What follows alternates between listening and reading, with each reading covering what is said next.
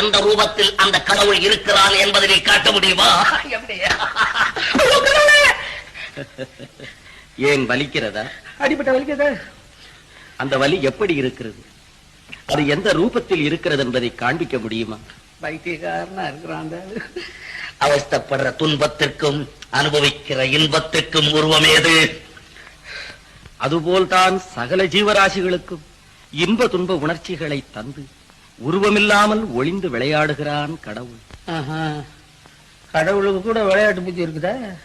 அந்த கடவுள் காட்டும் பேரின்பத்தை மறந்து கயல்வெளியார் காட்டும் சிற்றின்பத்தில் உன் சிந்தையை சிதறவிடாது. இன்பத்துல சின்னது வேற பெருசு வேறையா? சந்தேகம் என்ன?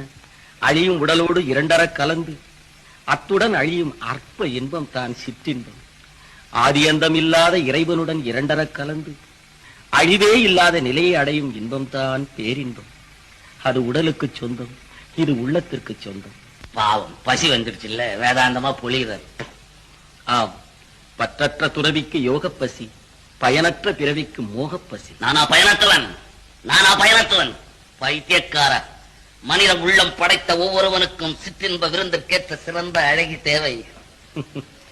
அடிக்கும் ஆளாத மதம் கொண்ட யானைக்கு கூட விவேகம் என்னும் அங்குசம் தேவை.